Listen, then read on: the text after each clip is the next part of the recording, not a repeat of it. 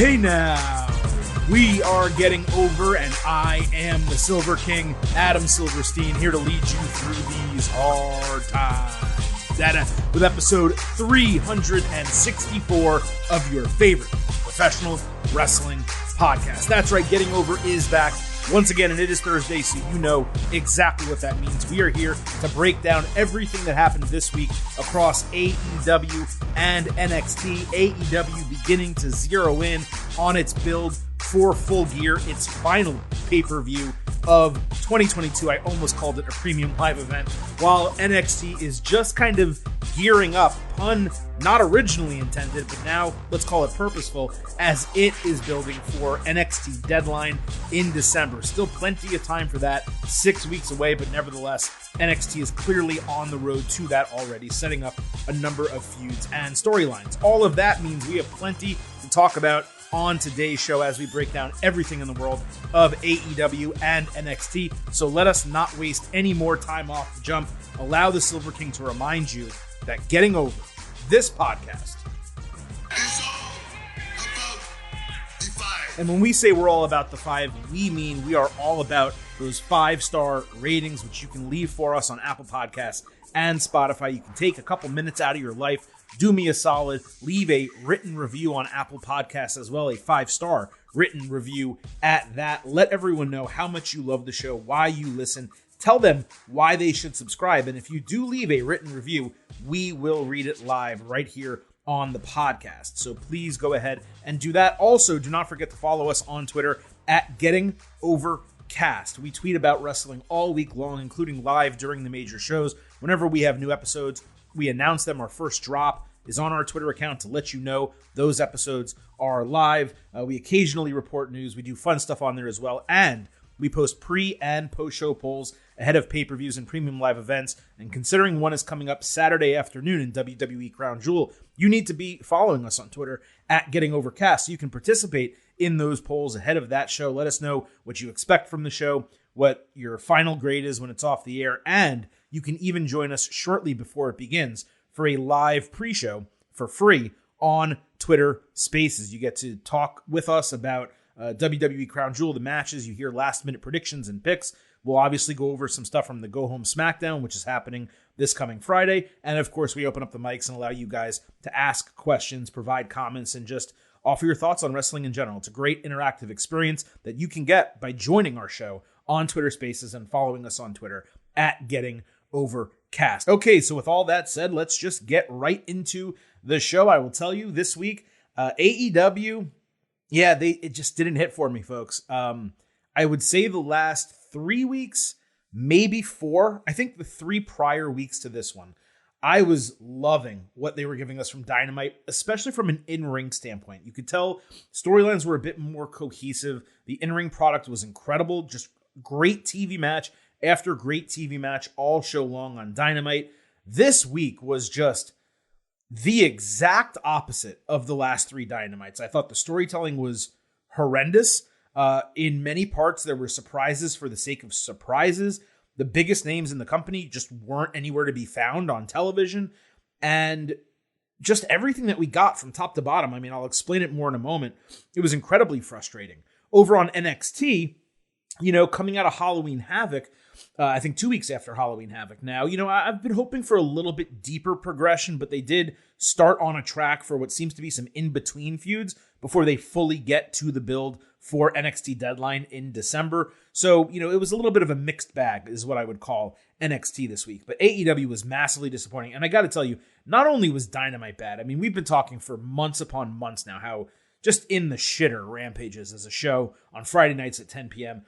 It's gotten to the point where the last 2 weeks, I've legitimately forgotten to watch Rampage on my DVR. I used to always do it Wednesday afternoon, kind of as like an appetizer to get me ready for Dynamite. I've just completely forgotten about it. The last 2 weeks, like 7:45 p.m., I live on the East Coast, it's rolled around, and I'm like, oh shit, I didn't watch Rampage. I put it on, and I'm still able to start Dynamite by 8:15 because nothing happens on the show. It is just a total waste of 1 hour of television. So we're going to be breaking down Dynamite and Rampage. We're going to be breaking down NXT. All of that coming up in a moment. Just a quick reminder before we get to that. We do have timestamps in our episode descriptions. So if you only watch AEW, if you only watch NXT, you just want to hear one or the other, you can go ahead, hit the description, find the timestamp that is right for you. But as always, I do hope that you all listen to the entire show. With all of that said, we are going to start this week with AEW.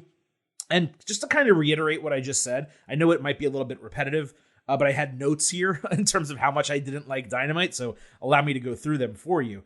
This was, like I said, the complete opposite of the last few weeks. It was an awful show. Not a single match that happened was notable, and it's especially disappointing because the last few had been bangers, not just matches, but shows in totality. Now, I'm not against a storyline-driven episode of television. We've seen WWE do it. We've seen AEW do it before.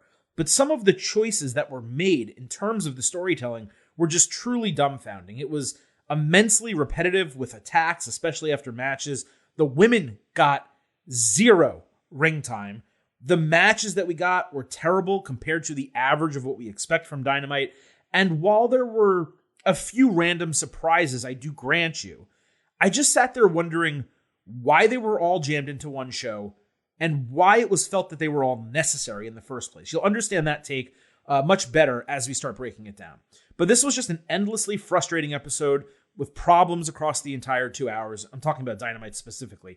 And then when you consider that they're like 2 weeks away from one of their 4 or 5, if you count Forbidden Door, tentpole pay-per-views of the year, and only 2 matches are official for that pay-per-view, it's just dumbfounding to me. The interim women's champion wasn't on the show. The world champion wasn't on the show. At least he was on Rampage, to give him a little credit. MJF was nowhere to be found. We only saw Bryan Danielson for 5 seconds when he ran in during an attack. This was like a filler episode. And you might expect this, 3 or 4 weeks after a pay-per-view in a non-major city. Ticket sales don't do so well. And by the way, ticket sales did not do well here. There were less than 4,000 people, I believe, watching this Dynamite. But you don't do a filler episode 3 weeks before a pay-per-view. It's crazy. I felt like the show was written by someone who snorted a bunch of coke and just kept saying, what would be really cool? Over and over again, except none of the ideas that person had were actually cool. That's the way this episode came off to me. So let's go ahead, break down Dynamite and Rampage in totality. We'll start a little bit with Rampage. We mix it up based on storyline, just so everyone knows, especially if you're a first-time listener. So we're going to talk about the main event type of stuff first. Starting on Rampage, Jon Moxley fought Matt Menard in a non-title match. You may ask, Silver King, why did this match happen? I wish I could tell you. Mox caught Menard with the Bulldog choke and he won in 11 minutes. I couldn't believe that Menard got 11 minutes in the ring with the AEW champion. This should have been a 4 or 5 minute match. It was ridiculous. After the bell, Stokely Hathaway came out challenging Mox to a match against Lee Moriarty. There was a corny ass promo package for Moriarty and Mox accepted it. So they're going to fight. Okay, whatever. On Rampage, Ethan Page backstage said that MJF decided to change the plans on what he wanted from the firm, but their plans didn't change. He said they made him number 1 contender and they were going to make him champion, but now they're focused on making sure MJF isn't 100% for the match. He also said he was entering another Eliminator tournament to become the top contender after Full Gear. It was nice to see a great promo from a guy who actually cuts really great promos. Ethan Page has been in this company for a year, 2 years, however long, and everyone else has spoken for him, with him, whenever he does speak, just screaming for no reason whatsoever. This was probably the first regular Ethan Page promo that he's cut in AEW, and it was fantastic. This is what we want more of. On Dynamite, we had that Eliminator match, Mox against Moriarty. Mox cut a promo beforehand saying Moriarty wasn't mean, nasty, or violent enough to join BCC when they were looking for members, but he would nevertheless give him a lesson in pain. The crowd got distracted mid-match when Lamar Jackson apparently walked through the crowd. He was shown later sitting ringside. He didn't want to be seen on TV. Mox escaped a Motor City stretch, delivered a hammer elbows, and won with an armbar. Page then ran down and booted Mox, Page being Ethan Page, not Hangman, just to be clear. And as we noted, Ethan Page is in this Eliminator tournament, so why is he attacking Mox if his title shot's not coming for presumably months at this point, right? I get the firm stuff. Why not just have the whole group beat him up again if that's what you're doing? Why just Page comes down, boots him once, and that's it? It was very odd to do that as a one-off. The match was good from a work rate standpoint, but no one really seemed to care. And Moriarty, I mean, I like him in the ring, but it just didn't do anything for me here. Later on Dynamite, Regal said MJF has a ton of potential, but a ways to go to become a real villain. I have no idea what the purpose of this promo was. Regal got a 15 or 20 second promo in the middle of the show backstage for no reason whatsoever. MJF wasn't there. He wasn't supporting Mox. It didn't come immediately after Mox's match. I just don't have answers for these things. It's incredibly strange. On Dynamite, there was a follow-up Thanos snap type of video showing clips of Kenny Omega and Hangman Page winning the tag team titles before Death Triangle winning the trios titles, with the Elite erased and Death Triangle taking their place in like a on-screen graphic. Just like last week, I do like the concept of these, but they're just really blatant and obvious teases. Like, there's nothing notably interesting or deep about them. The Elite's going to return. They're going to say Tony Khan tried to erase us from AEW history, even though we know they're executive vice presidents and the entire fan base is smart, so they know where they got suspended. They know what happened with CM Punk. So it's just like, I'm okay with teases, but it just seems very base level, very surface level. And they're eventually going to fight Death Triangle. I'm sure they're going to, take the trios titles off of them at Full Gear. I'll say again, this would have been way more impactful if the Elite had just returned last week and gotten a massive pop and everyone been surprised. Like, my guess is they're waiting, they being AEW, are waiting for a larger crowd because the last two shows have been really small from a fan attendance standpoint. But that's the only legitimate explanation I can get. If it's not that, then AEW's trying to do like their version of the White Rabbit, except the White Rabbit, there was plausible kind of deniability in that it's Bray Wyatt. People were curious and it piqued interest and therefore it generated a lot of interest. Here, these aren't getting huge social media reaction because you're just blatantly telling us what they are. It's the Elite being erased and they're going to come back. We understand. Like, it's not really that inventive. So, again, I like the concept. The execution of the whole thing is just weird. I would have just returned them. Get them on TV. Get your star power up. You want to build up these shows going into Full Gear. Why are you waiting? Why aren't you putting your big names on television? It just doesn't make any sense. Speaking of this, Renee interviewed Death Triangle. Ray Phoenix was excited for his title challenge later in the show. Pac told him the only way to get real revenge is to use the bell hammer. This fit well, I thought, with the ongoing Death Triangle angle, with Pac being a full heel, the Lucha Bros trying not to get influenced by him. I did think this fit within that story. Commentary was also somehow surprised that a guy who has blatantly cheated to win like his last 10 matches was trying to get his teammate to cheat. They just couldn't understand why he was doing that. It didn't really make sense. So we had the All-Atlantic Championship match, Orange Cassidy defending against Ray Phoenix and Luchasaurus in another triple threat, one of these matches. Phoenix got chokeslammed into the title on the timekeeper's table. Luchasaurus caught the Orange punch, like literally with his hand on stage. He was going to chokeslam Orange when Jungle Boy ran out of nowhere, slammed him twice with a chair, chased Christian Cage backstage, and did a crossbody, taking Luchasaurus off the stage into a rig table down below. This was the single best spot. I wrote here on the first 90 minutes of Dynamite, it was the best spot on the entire show. This was that moment, the crossbody, like taking him off the ramp or off the stage into the table. It was the best thing that happened on the entire show. Pac ran down to give Phoenix the hammer, but he just threw it aside because he didn't want to cheat. Orange then countered Phoenix, flying off the ropes with an orange punch to win. So we're now at a point where the Lucha Bros, and Ray Phoenix in particular, lose so frequently that he's taking a loss from Orange Cassidy, of all people, without even taking his finisher. That's the situation the Lucha Bros are in AEW. Pac immediately attacked Orange after the bell. So suddenly, Shibata, Rocky Romero, and Best Friends all came out. Shibata pointed at the title. Orange handed him a contract that was ready, apparently, to be signed. And they're now going to fight on Rampage. So like I said, the Jungle Boy thing, it was the best thing on the show. And the Shibata reveal was fun as hell, okay? But neither of those was actually part of the match. Like, the match involved Orange Cassidy, Ray Phoenix, and Luchasaurus. And the match was, like, short. It was kind of laughable when you consider that it didn't matter one iota. These guys last week were talking so badly about wanting a title change. Luchasaurus gets eliminated from the match. Phoenix gets beaten easily. And then Shibata shows up out of nowhere. Now, it's nice that AEW is booking Shibata in a match. I mean, that's really awesome as a fan, as a wrestling fan. I'm excited for that. But there's so many things wrong with what they're doing here. Number one, they're burying it on Rampage when this dude is a living legend. And then they book the match, and commentary doesn't even explain why it's a big deal that this guy showed up. Yes, the audience had a pretty decent reaction to it. That was good. But half of the TV audience, which isn't 2,500 people in an arena, it's 1 million people watching on national television, at least half the audience, maybe even more, does not know who this guy is. So who is he? Why is he getting a title match? How about you run a video package, or you tell us his greatness or the adversity that he had to come back from? Anything.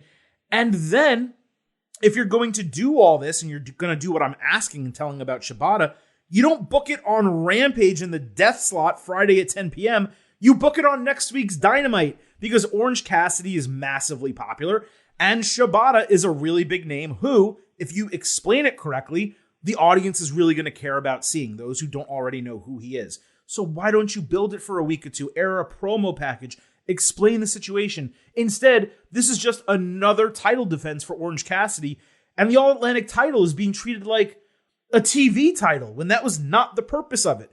The TV title is the TNT title, which granted was defended this week. Congratulations. Thank you for finally doing that. But it's barely Wardlow shows up. He's involved in stuff that has nothing to do with the singles feud for the most part. Now that's changing, which is really good news.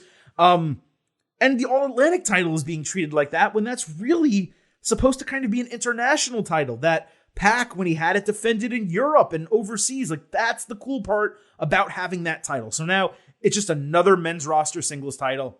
It doesn't really mean much. It's cool that Orange carries it in a backpack. It's unique and different. And it's cool that he's defending it against Shibata. But if you don't know Shibata, which I'm assuming even many of you listening to the show probably don't, you're like, oh, cool, this guy gets a match, and I'm sure it'll be entertaining. But you have no reason to actually care about it. That's a huge problem. On Dynamite, there was a House of Black vignette that aired with the guys being wrapped in body bags before being buried, drowned, and burned by Julia Hart. Of course, they all re-emerged from them like Phoenix. This was just really well done. There's nothing to take from it, though. The aesthetics of the entire thing, the videography, cinematography of it all was great. It was very eye-catching and interesting. But it's another situation like the Elite where a surprise return may have been better than just doing this.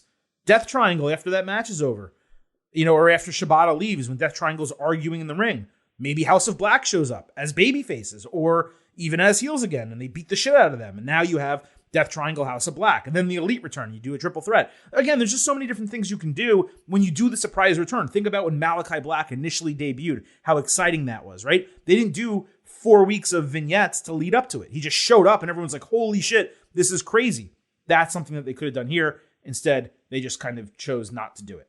Now, the good news of the entire thing is they're all going to be back soon. And they're all great wrestlers. These are guys we badly want to see. Malachi Black, Brody King, Buddy Matthews. It's awesome. And I want them around. I want them on television. The trios title is made for them. I mean, they are the perfect trio to hold those championships and be dominant heels. You build up a babyface trio that chases after them and eventually overcomes them. So I hope that they go in that direction eventually. I assume the Elite are going to win the titles off of Death Triangle, like we already talked about. Maybe House of Black can take them from the Elite, 3 to 5 months down the line. That's what I would do, at least, if I had the book. On Dynamite, Chris Jericho was fighting a former Ring of Honor champion of some kind as he defended his ROH title. Jericho and JAS on Rampage cut the exact same promo they did on Dynamite last week, challenging a former ROH champion of some kind. And then on Dynamite this week, Jericho cut the exact same promo for a third time.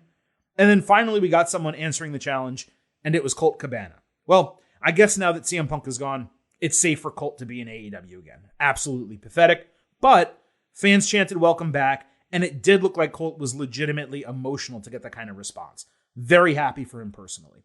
Colt put Jericho on his back on the top rope, but Jericho leveraged too far. His weight was too far on one shoulder. They both fell off the ropes really dangerously outside. It was kind of scary. In a moment, both of them were okay. Cabana avoided Judas Effect and locked in the Billy Goat's curse. Jake Hager interfered to break a cover, so Cabana did a springboard moonsault on JAS outside. Jericho then caught him with half of a codebreaker to retain the title. Now, as a fan, again, it was nice to see Colt back, given the circumstances of his ousting.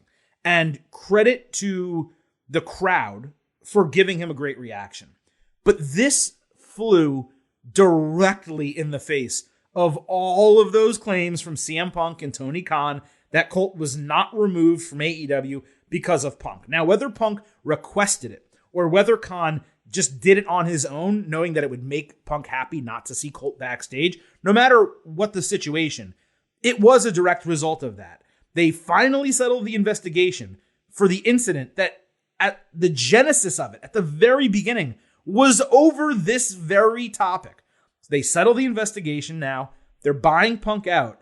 And now Colt is back on TV. It's just proof that all of that previously was utter bullshit. And that goes into our overall problem with, you can't necessarily be transparent about everything, but you can also not lie to your fans and to your public. And when you promise you're going to be truthful and you're going to book things the way they want and listen to them and all that type of stuff, and then you just blatantly lie to their face for months upon months at a time, you get the criticism you deserve when it comes back like this. Also, the match was sloppy as hell. I really wanted to love this. I am a Colt Cabana fan. I love Chris Jericho. I thought it was a really cool booking, a really good idea to at least bring him back, despite all the things I just said. But the match was awful. Like, it was just really, really bad. So that's really unfortunate. Now, after the match, Jericho came up the ramp up to the stage. He slapped Ian Riccoboni, the ROH announcer. Claudio Castagnoli attacked. He got beat down 5-on-1. Then Bryan Danielson helped, and he got beaten down. Then Wheeler Yuta came out, and everyone kind of got separated by officials and security. It was just a total mess. I assume Jericho Claudio 2 is going to happen at Full Gear for the ROH title. That certainly will make sense. But holy shit, do they need to end this JAS and BCC thing? It feels like this has been going on forever at this point. And this is after we already had Blood and Guts, which should have ended the feud. I don't even know how, was that 3 months ago? Like, it feels like it was forever ago at this point. That happened. It should have been over then, and yet it's still freaking going. And it is just maddening that they're still doing this. On Dynamite, there was a sit-down interview scheduled between Saraya and Britt Baker with Renee. It wound up just being Saraya boasting about herself as Baker decided not to show up. So she put over AEW. She said it's cool and hip, and the timing was right for her to go there. Renee asked about her health, and Saraya decided not to answer the question because there was, quote, one more doctor I want to consult on this. What? Like, she's already been physically involved in stuff. How is this still a question? And why wait 6 weeks or however long to address it from when she initially debuted? Like, I'm trying to think of who one more doctor could be. Like, they're not bringing in Dr. Death, rest in peace. They're not bringing in Isaac Yankem, DDS. Maybe the consultation is her attacking Baker to prove that she's cleared, but she's a dentist. Why promote a really interesting segment? I wanted to see this between Saraya and Britt. I was like, oh, this is really cool. They're going to do this face-to-face. Renee's going to interview them, which means it's going to be legitimate, not a Tony Schiavone interview where it's one question and then someone interrupts. Like, I was really excited. And then they just didn't deliver on it. So it was false advertising. And then backstage, Baker spoke to Schiavone, claiming that he's her interviewer and he's the only one she wants to talk with. What would have been cool is if Baker refused to do the sit-down with Renee unless Tony was there. So then it was Tony asking Baker questions and Renee asking Saraya questions. That would have been a really cool segment. Instead, they just decided to not deliver on what they promised. They had Baker backstage with Tony. She said she's a victim of conspiracy. I still don't understand what conspiracy she's talking about. Jamie Hayter said she just wants to wrestle, and they agreed to wrestle as a team on Rampage. Baker said nothing about Saraya. Hayter said nothing about Toni Storm. And then, like 20 minutes later in the episode, it was announced that Toni Storm is going to fight Jamie Hayter for the title at Full Gear, which is 100% the right booking and the match that every single person wants to see. So credit to them for booking the right match. But they didn't even build it. 2 weeks ago on Dynamite, Toni Storm walked out, held her title up. Jamie Hayter looked at her. No promo, no storyline development, nothing. This week, Toni Storm wasn't even on the show. Jamie Hayter didn't even mention her, and the title match was made. What are we doing here? Like, really consider this. I told you guys I was going to be critical about AEW this week. This was a terrible, terrible show. I'm just being honest with you. On Rampage, Keith Lee fought Serpentico. Keith won with the Spirit Bomb in 15 seconds. Tony went to interview him, but the Acclaim interrupted. There was no rap. They asked Keith where Billy Gunn was because he was missing. They accused Swerve Strickland of doing something with him. So Tony said Billy had a family emergency. The Acclaim said that's not true. Then suddenly Swerve appeared on screen with Billy tied up on a chair. The idea being that he's tied up so he can't interfere in their match. At least that's what I thought the idea was. Then Swerve showed some pliers and seemed to like break his fingers with them, like in this really crazy, aggressive kidnapping abduction scenario. The whole thing was odd. It went from 0 to 60 on the craziness scale for seemingly no reason. And I'm trying to figure out why a rap mogul would kidnap someone on their own and torture them. Like, wouldn't he have other people do that for him at a minimum if you were even going to do that? So then we get to Dynamite, where the Acclaimed came out for Billy Gunn's birthday celebration. The rap was whatever. It was most like a happy birthday for Billy. Billy Gunn had his hands wrapped. So the gimmick is that I guess he can't scissor the Acclaimed because his fingers were hurt. But why does Swerve give a shit if he can do that? Why is he kidnapping him and abducting him to break his fingers so he can't do a hand gesture? Like, anyway, then on top of that, I guess he escaped without any explanation of how he got away when he was tied up with his fingers broken. The Acclaimed revealed foam scissor hands and kept talking about scissoring while calling Billy Daddy. They put him over and gave him a World's Greatest Daddy trophy. Anthony Bowen said he had special guests, but 2 of them couldn't make it, and the rest weren't happy that he didn't go to their reunion. Now, the crowd popped huge for that because guess what? It's a WWE reference in AEW. But I was like, what's the insult? He didn't show up, so they wouldn't show up, but they never would. I didn't understand why it was a big deal for him to say it. Like, I thought it was a really funny and smart reference, but I didn't understand why the crowd reacted like, oh, like it wasn't a shot. It's just something that didn't happen.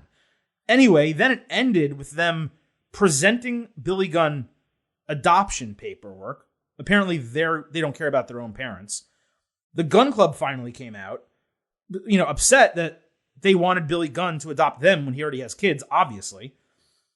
And their gift was a sneak attack with a big boot from Morrissey plus a 3-on-3 beatdown.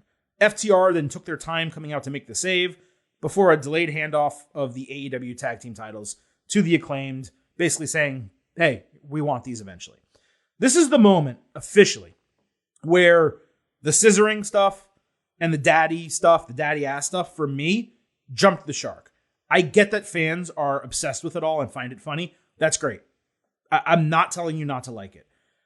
And I'm certainly not going to hinder your enjoyment about the entire thing. But you can't say this segment was good. The Acclaimed as champions are boring as sin. They are way better chasing the title. There's just been zero juice behind them right now. And this segment was like a 10-minute joke that has already been repeated 100 times. We get it.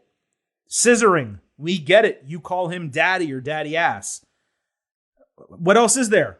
Take it to the next step.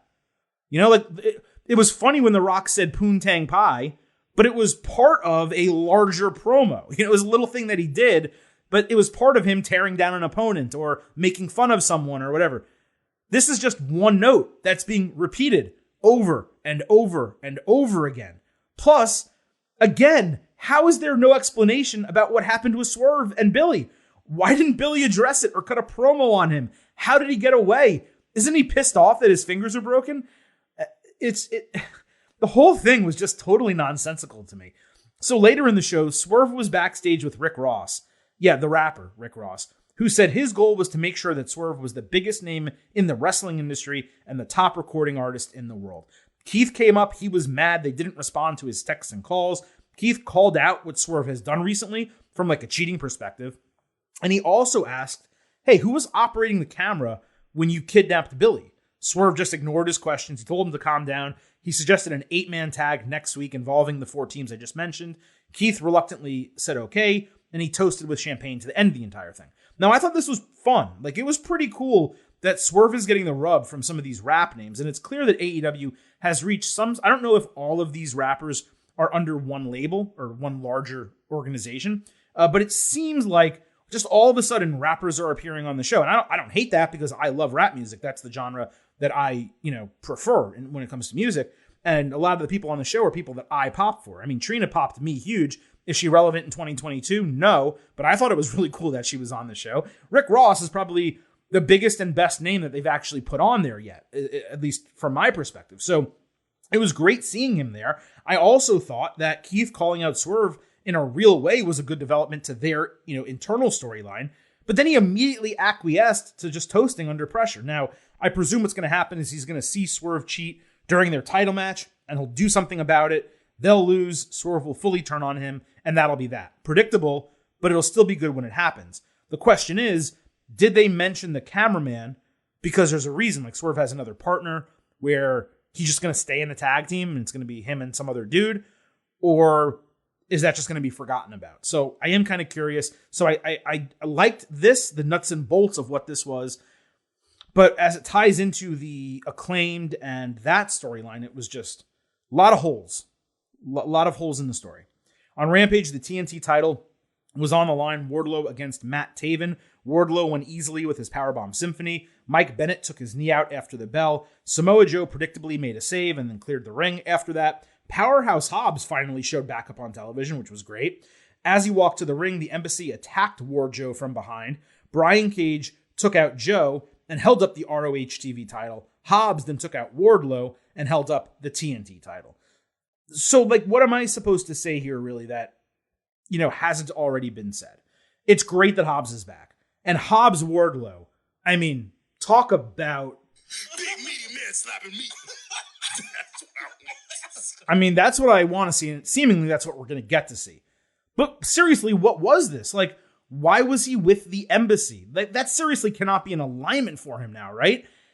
And this is all coming after he has finally begun to shine on his own.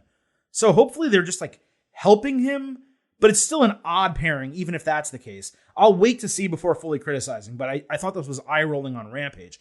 And then we go to Dynamite, and we have Samoa Joe against Brian Cage for the ROH TV title. And this was the main event, which was absolutely shocking. But it, in parts, was some of the best work that we got on the show. We got a beefy start. Cage hit a 619 and a rotating elbow off the top rope. Cage then hit an inverted pump handle slam, which on someone Samoa Joe's size is incredibly impressive. For a false finish, Joe almost landed on his head, though. Luckily, he was okay. Joe then eventually won with the Coquina Clutch. The same people I just mentioned attacked.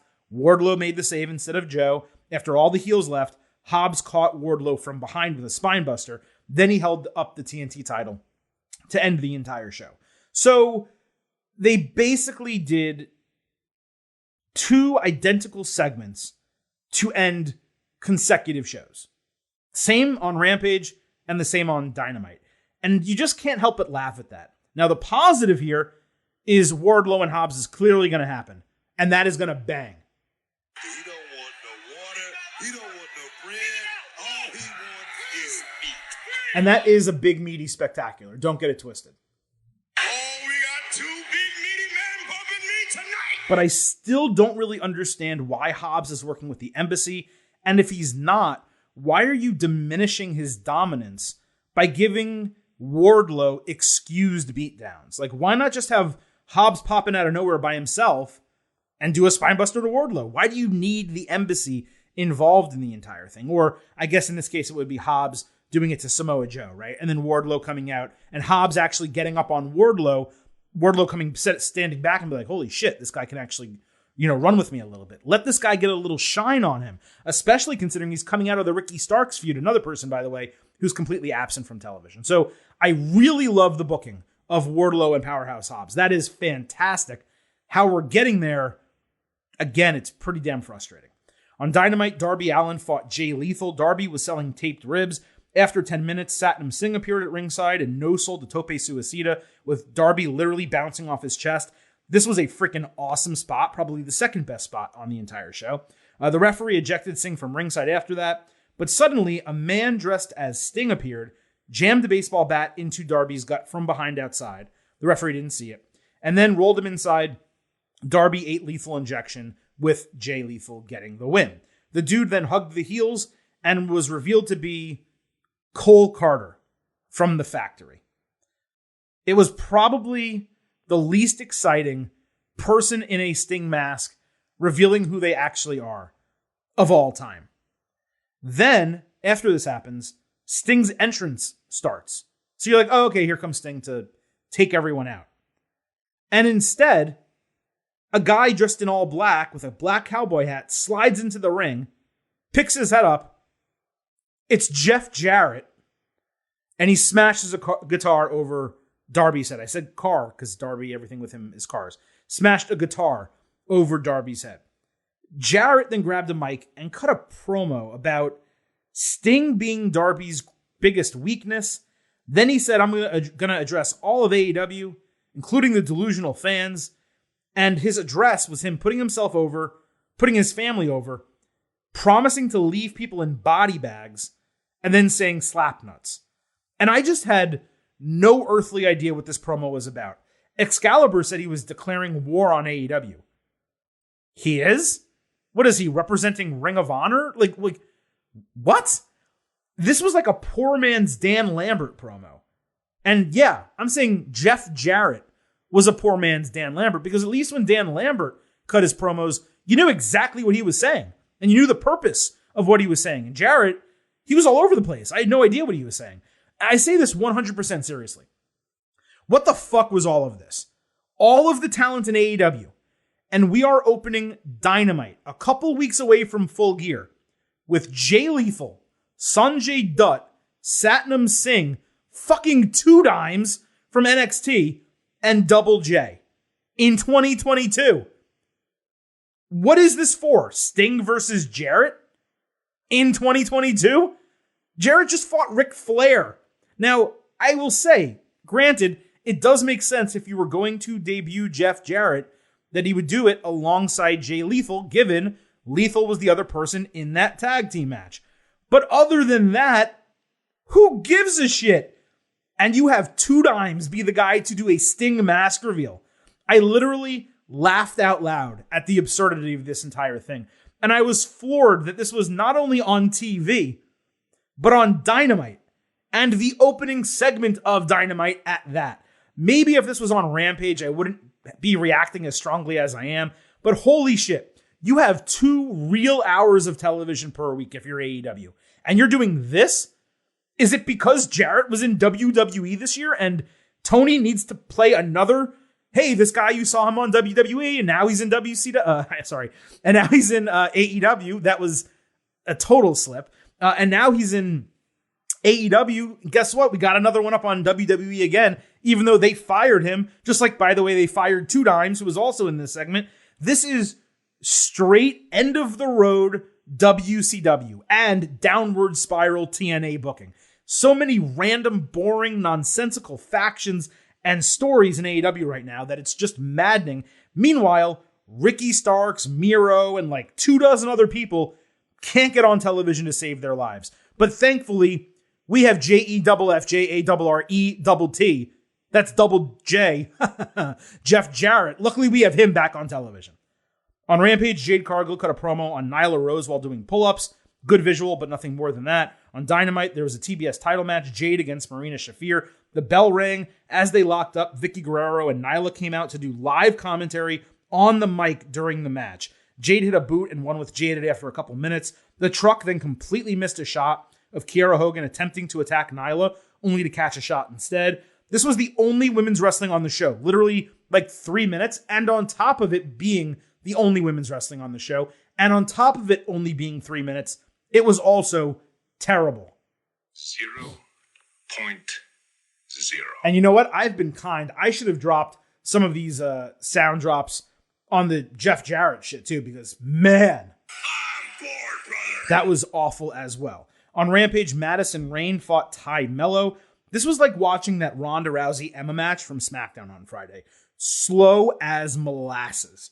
Rayne threw like the worst chops I've ever seen, male or female. Mello won with Ty KO in 9 minutes. It was a total waste of time. It felt like 29 minutes. That's watching this match. Remember when this women's division, by the way, was undergoing an entire shakeup because of Saraya? Just as we said at the time, completely laughable, utter bullshit. This week for the women was as bad as it has ever been. There were a couple good matches on Dynamite recently. That's cool. But we were always getting a couple good matches on Dynamite here or there from the women. It all depended on who was actually wrestling. That doesn't change lack of storytelling, lack of interest, lack of TV time. This week was horrendous. Absolutely awful, and AEW should be embarrassed at what they did with the women this week. So yeah, that's it from AEW Rampage and Dynamite. I think I said enough, to be candid. As you can tell, I was just legitimately angry watching AEW on Wednesday night. And again, I repeat myself. For anyone thinking, oh, he's just being biased because everyone who doesn't like AEW is somehow biased one way or the other. I praised the show the last 3 weeks. It was great. I think it was 2 weeks ago, maybe. Yeah, I think it was 2 weeks ago. I thought it was one of the 3 or 4 best episodes of AEW Dynamite of the entire year. This was one of the 3 or 4 worst episodes of AEW Dynamite the entire year, and it made absolutely no sense for that to be the case. Okay, let's move on to something, I still have plenty of criticisms coming up for NXT, but it is a little bit more positive because it wasn't as bad as what we got this week from AEW. So let's move over to NXT. Got plenty to talk about from their 2-hour show on Tuesday night.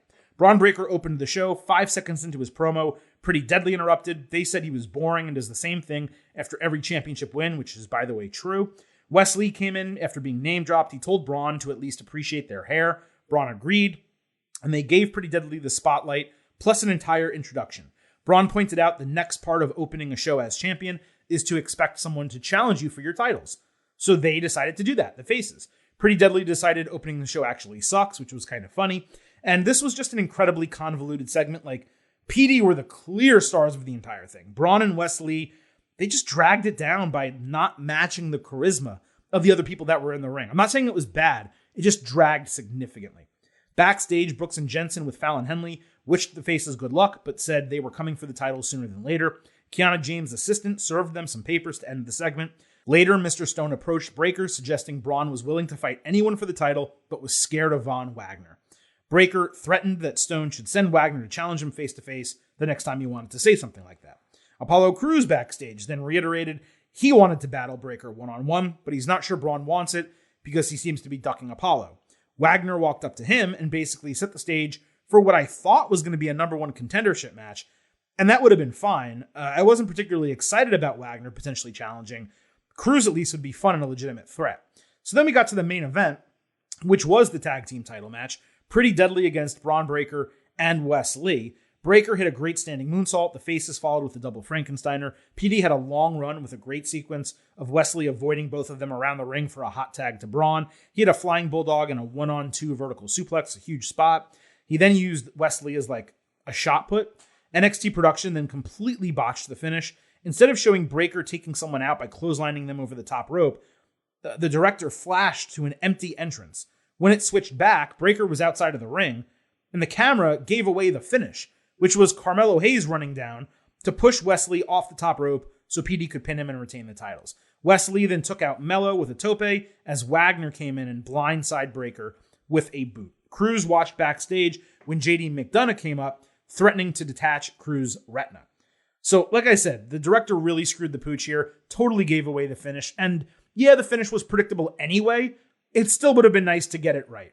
No harm in booking it this way, given Mello should be Wesley's first challenger that he needs to overcome, and that also should then send Mello into the main event of NXT. Let's hope those two things happen. It also set up 2 other feuds. So I guess Crews is going to face McDonough, and Wagner's going to go right after Breakker. And that's probably smart to, I guess, like get it out of the way and save Apollo for NXT Deadline, which would be a bigger match for that show. All in all, the wrestling was good. It was a good match. The finish was unfortunate due to the production truck. But I gotta say, it really feels like they are trying to shove Von Wagner down our throats again. And NXT, they just need to get the message. Stop trying to make Von Wagner happen. It's not going to happen. Stop trying to make fetch happen. It's not going to happen. They've tried so many different times. That is a new sound drop. I hope you enjoyed it. They've tried so many times, and it just doesn't work. He doesn't have the charisma. He cannot speak. He's marginally decent in the ring, but nothing that you could build anything around. I don't even know who to compare him to at this point. So I guess let Bron beat him, get another really big win, another loss for Wagner, by the way, and then hopefully he can move on to someone better, not necessarily bigger, but someone better. Mandy Rose had her championship celebration with Toxic Attraction, a white carpet, a couch, waiters with champagne, photos of herself around the ring. Toxic put Mandy over and ran an extended video package for her. It was actually pretty well done. Rose made a snide comment about being pretty good for a piece of eye candy, noting that she chose to return to NXT and improve her game in all phases. Mandy said her in-ring success, ratings, and merchandise sales don't lie. She's a success, and she's proving everyone wrong. Mandy said she's beaten every single woman in the division, and if anyone has a problem, to step up to her. So I was expecting like a main roster return who was going to challenge her and possibly take the title off of her. That was my expectation. Instead, some like half-assed white smoke filled the ring, with Alba Fire appearing, knocking JC Jane out of the ring, putting Gigi Dolan through a table with the Gory Bomb, and then staring at Mandy Rose. She said now that Dolan is down, she will take out Jane next week and take Rose's title from her in 2 weeks' time. This would have been a good angle if not for the fact that Alba Fire just lost a title shot in a situation where it made no sense for her to lose because she had already negated the advantage that Toxic Attraction had 3-on-1 by leaving them at the side of the Haunted Mansion or whatever you want to call it. So why did you have her lose that on a premium live event that was set up for her to win, to just have her challenge for the title again on television in 2 weeks' time? I mean, if they're actually going to change the title, then that's great. But they already had the perfect opportunity to do it at a big show. Now you're just going to change it on Halloween Havoc, weeks after Halloween Havoc on TV. Alba Fire's already 0-2 to Mandy Rose. So if she loses, then she's 0-3 and completely dead in the water. And you have to call her up after that. Otherwise, there's nothing else left for her to do in NXT. If she wins, Mandy Rose still has a winning record over her, and she would definitely deserve a rematch in that situation. It just kind of feels like Alba Fire's window and her big moment passed. I'm not sure how doing this in 2 weeks' time would get a bigger reaction than it would have in that moment at Halloween Havoc, where everyone was ready for her to win and ready to just pop huge for it. So that's a mistake if that's the plan. Mandy's promo was good enough here. The smoke was silly. I'll tell you this. Alba better win. I'm just going to repeat it one more time. Alba Fire better win the title here, or she's dead in the water. There's no other way to put it. R-Truth fought Grayson Waller. This was going well until R-Truth tried a tope con hero. His head either grazed or barely missed the apron, and he landed outside flat on his back because he fell way short of Waller. Now, I want to clarify.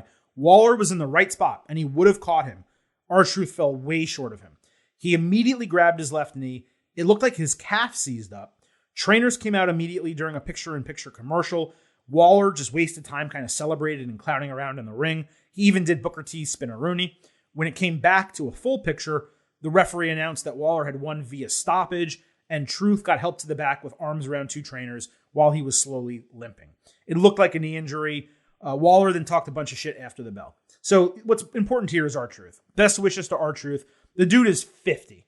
I'm not saying he can't do topes and dives. He just doesn't need to. Not in 2022, not at age 50, not when you're basically a low card guy across NXT now and the main roster. You don't need to do topes. It actually looked like he hurt himself planting when he was doing the tope. So when he was running up and planted to jump over the ropes, in that moment is where it looked like he hurt his knee. But I don't exactly know, of course, what happened. It did look like a serious knee injury. I assume we're going to find out sooner than later. Hopefully it's not an ACL or an MCL or something like that. But I would expect at this point for R-Truth to be out a number of months. It's really unfortunate. I hope he comes back. I hope this isn't it for him. R-Truth's a Hall of Famer. He just is. And the last 2 weeks has been one of the most entertaining things across Raw and NXT because he's appeared on both of those shows. He's just been really particularly funny now that he's away from the 24/7 title picture. So, it was also unfortunate because this did seem like a really good match. I'm sure Waller would have won anyway. But like I said, the key here is let's just wish him the best, R-Truth. We hope you get back soon. Zoe Stark was frustrated in the women's locker room. Indy Hartwell confronted her bad attitude, saying she should be grateful she at least gets another title match. Stark said Hartwell probably doesn't deserve one because title matches are earned. The other women separated them, and that clearly led to a match later in the show. So we had Hartwell against Stark. Zoe sprung off the ropes for a really cool twisted senton. Then she stomped Indy aggressively in the corner. That got boos. Hartwell came back with a short arm lariat. Stark threw her outside, slammed her head into the announce table, and was about to powerbomb her into the announce table before Nikita Lyons convinced her to stop. And she said, hey, don't do this. This isn't you. Beat her in the ring. So she rolled her back inside And then as Zoe followed Indy inside, Indy caught her with a running boot and that terrible forearm from behind. It's the same finisher as Karrion Kross. Why she's doing it, I have no idea. Both of them are terrible, but she hit it again. Both of the finishers, I'm sorry, not the people, the finishers. Both the finishers are terrible. And she won for the upset win in 10 minutes. Backstage, Stark said she's been in her head and promised Lyon she would be on her game next week. Kaden Carter and Katana Chance came up talking shit as the champions. Zoe was clearly on edge with Nikita holding her back again. Now, this was a really good match. It's the best Indy has looked in a long time, and Zoe was a huge part of that. Plus, Stark putting her over was massive, and the storytelling was on point. I feel much better now about the tag team title rematch being a reason for Stark to turn heel, either with or on Lions, and them beginning a feud potentially, instead of there actually being a title change. This was one of the best things on NXT this week, at least in my opinion, and I thought the backstage segment was just as solid as what we got in the ring. Now, someone pressed play on a tape recorder saying their eyes are no longer shielded, their business is unfinished, and there's a new order of high justice coming to NXT.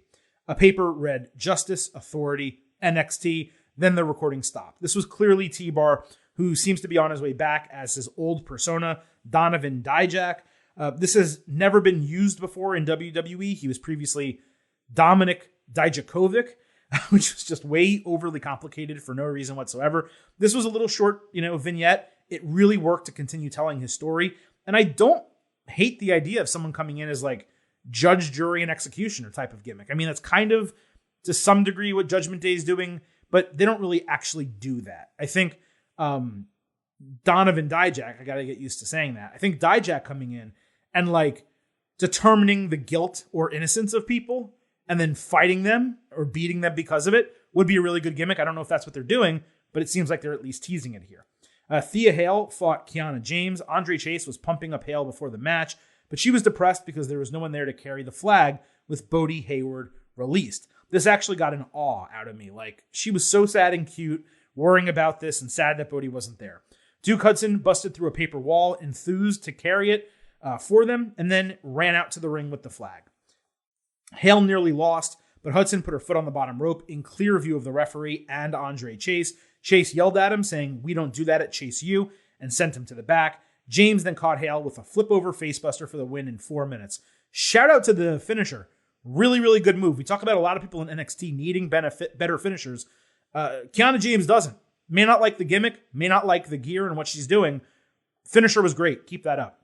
After the bell, Charlie Dempsey attacked Chase, with Hudson running out for the save. Hale then accepted Duke Hudson's hand, helping her stand up. Booker T was downright hysterical on commentary during this match. He was questioning the accreditation of Chase U. He was mentioning how a student just left, referring to Bodhi. We got the right winner. The more experienced wrestler came out on top. This just feels like a mole type of situation with like Hudson being there on behalf of James as her like business partner to steal their campus land or take over the university or I don't know, something like that. So this is actually all working for me. Hale and her youthful exuberance, it's super refreshing. Hudson seems to have like kind of found his best role since even before the NXT 2.0 rebrand started. There's a lot of positives, I thought, in this entire thing. Now, regarding the release of Bodhi, he was one of 4 wrestlers cut. He was the only prominent name given his TV exposure. The others, I think a couple of them may have shown up on NXT Level Up, but it was really nothing. I was floored by the release, given he has great size, skill, personality. There is a report out there that this was not a performance-based release, which would certainly be unfortunate if it was true. But we have seen situations of other really talented performers that we thought would do well in WWE get released surprisingly from NXT without it being performance-based. Obviously, 2 Dimes, Troy Donovan, Cole Carter now in AEW. He was released reportedly over what was allegedly a failed drug test. So, perhaps something like that happened here, or it could have been behavioral. I don't want to totally speculate. We should definitely wait until we get something more reliable because I have not heard any behavioral issues specifically being present with Bodhi. And I do talk to some people in NXT relatively frequently. So it's never good to see anyone lose their job. I was surprised to see it mentioned clear as day on TV, but that's another example of times changing in WWE where they just aren't hiding certain things anymore. Vic Joseph did a sit-down interview with Schism.